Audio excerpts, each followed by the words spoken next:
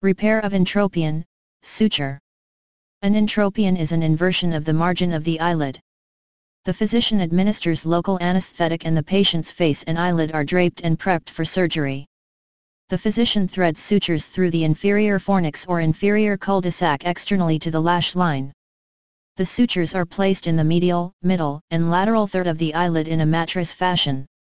These absorbable sutures are tied on the skin side. The sutures act to avert the eyelid margin anteriorly, correcting the malposition of the eyelid.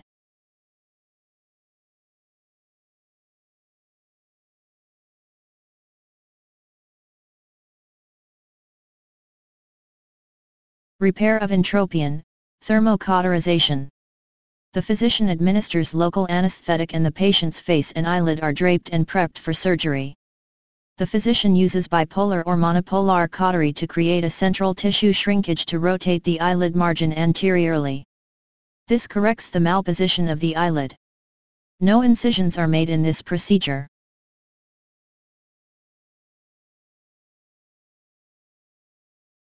Repair of entropion, excision tarsal wedge.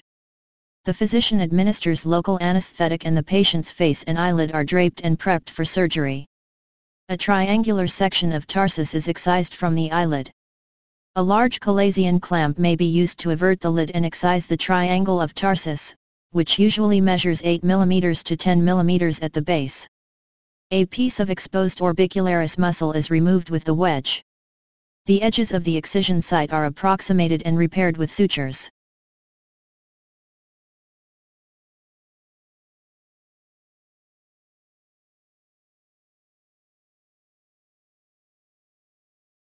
Repair of entropion, extensive, e.g., tarsal strip or capsulopalpebral fascia repairs operation.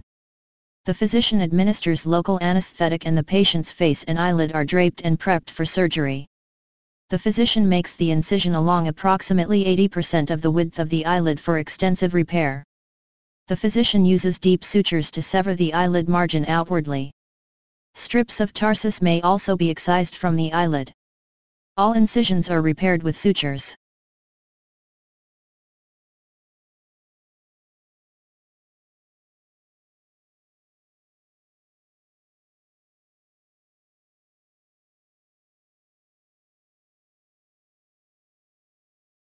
Repair of iris, ciliary body, as for iridodialysis.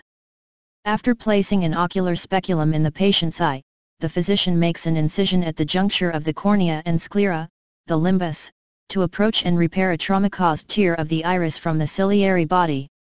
The wedge-shaped tear is affixed to the ciliary body with dissolving sutures, or with stitches that can be removed through an incision prepared for that retrieval.